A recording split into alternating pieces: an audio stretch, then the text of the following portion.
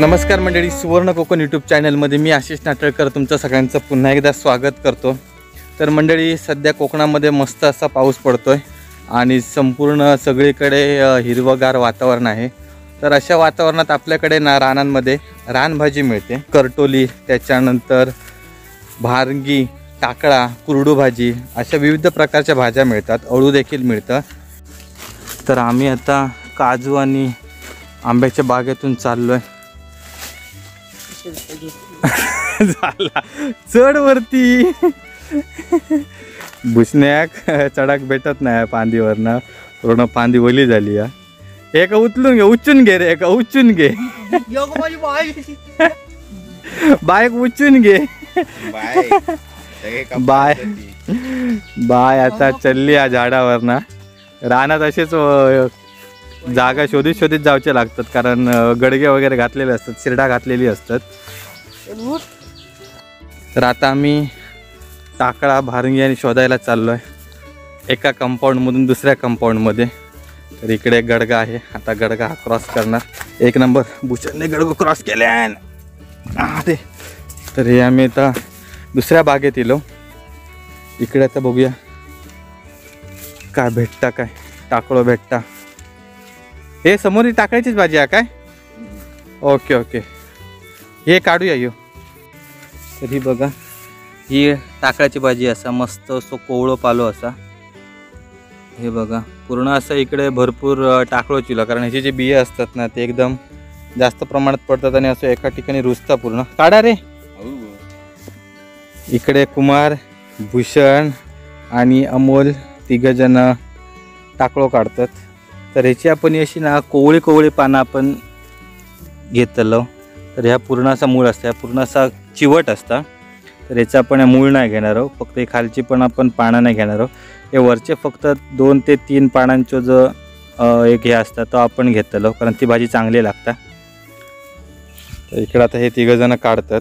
तर आपण ही थोडी घेतलो, त्याच्यानंतर याच्यामध्ये आपण भारंगीची भाजी अजून काय मिळता का बघतलो, आणि कुरडू भाजी पण मिळता का बघतलो।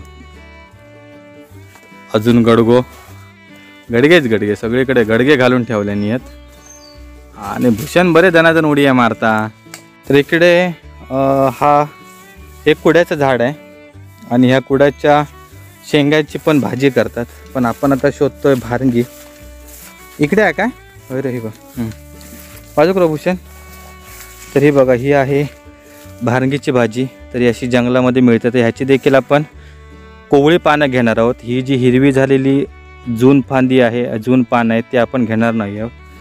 हे काढ रे ती कोवळी।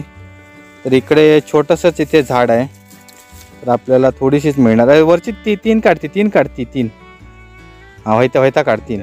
हां, तर कोवळा देठ आहे, तर हा आपण देठ घेणार आहोत आणि बाकी ती हिरवी पानं घेणार नाही आहोत। तर अशी जंगलात अजून कुठे कुठे आहे ते शोधून आपल्याला सर्व एकत्र करावं लागणार।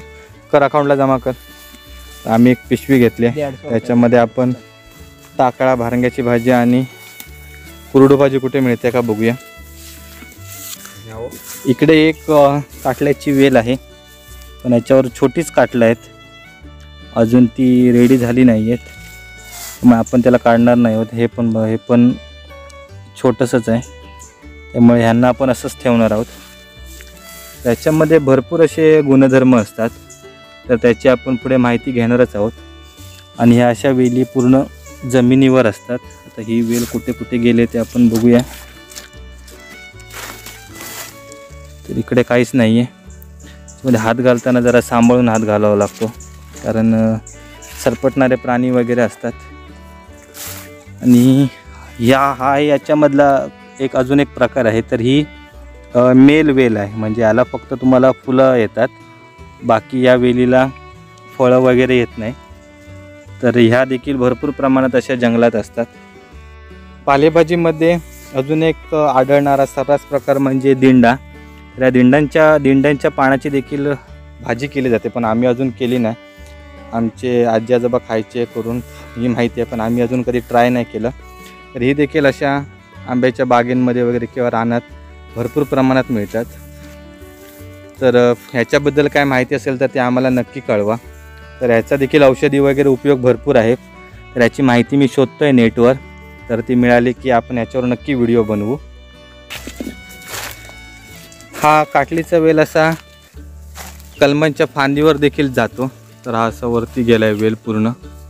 पण हे ज्यावेळी आंब्याची बाग वगैरे पूर्ण क्लीन करतात तर यावेळी सर्व कट केले जातात ह्या वेली। पण ह्यांची मुळं असतात, या मुळाला दुसऱ्या वेली येतात, त्याचं कंदमूळ असतं। तर आम्ही आता दुसरीकडे चाललो आहे, अजून काटलं एक पण मिळालं नाही आहे, शोधतोय।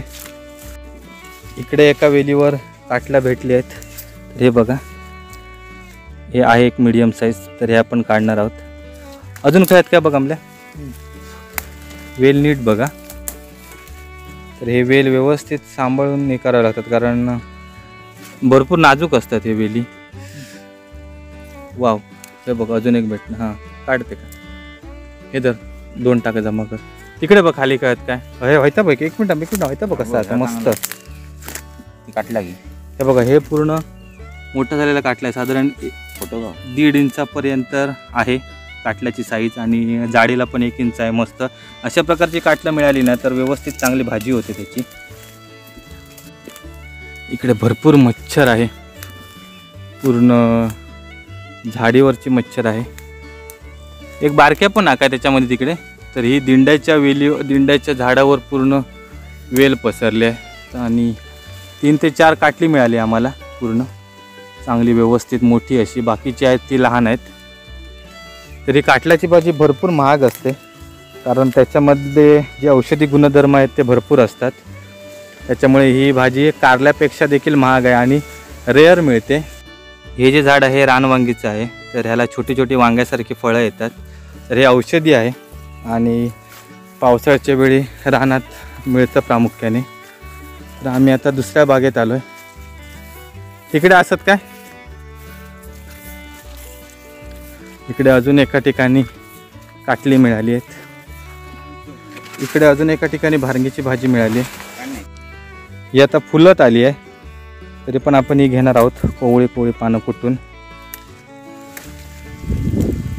फुलली की त्याच्यानंतर त्याची पानं पूर्ण जून होत जातात आणि त्याच्यानंतर भाजीसाठी ती उपयोगाला नाही आहेत, तर आपण फक्त त्याची ही कोवळी पानं घेणार आहोत।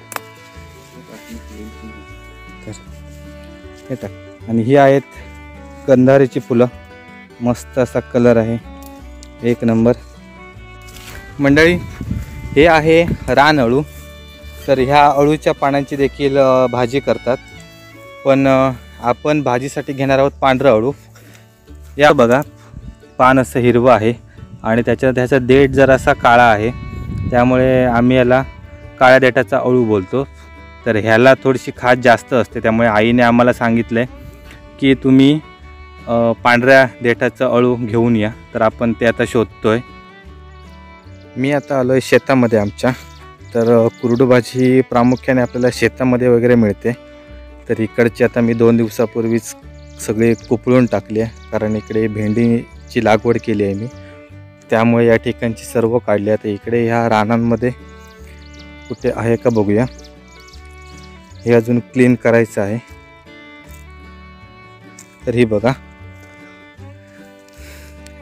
ही आहे कुरडू भाजी, याची देखील ही पानं आहेत वरची, तर ती आपण काढून अशी मस्तपैकी अशी पालेभाजी करू शकतो। लाल माठसारखी चव लागते आणि पौष्टिक देखील असते। आणि इकडे भरपूर शेतामध्ये रान वगैरे असल्यामुळे हे आम्ही पूर्ण कट करून टाकतो, पण ही जी कोवळी भाजी आहे ती 1-2 वेळेस भाजी करण्यासाठी आम्ही वापरतो आणि आवर्जून खातो। हा अळूचा वेगळा प्रकार आहे, हा पांढऱ्या देठाचा अळू आहे। याचा वापर आपण गाठ्या वगैरे बनवण्यासाठी, अळूवडी आणि त्याच्यानंतर अळूचं फतफतं अशा प्रकारासाठी केला जातो। तर हे देखील रानांमध्ये सर्रास अळू मिळतं। तर मंडळी, तुम्हाला ह्या कोकणातील रानभाज्यांची व्हिडिओ कशी वाटली हे आम्हाला नक्की कळवा, आणि तुमच्या प्रतिक्रिया आम्हाला कमेंट बॉक्समध्ये नक्की सांगा, आणि त्याचबरोबर आमचं सुवर्ण कोकण यूट्यूब चॅनल सबस्क्राईब करा। धन्यवाद।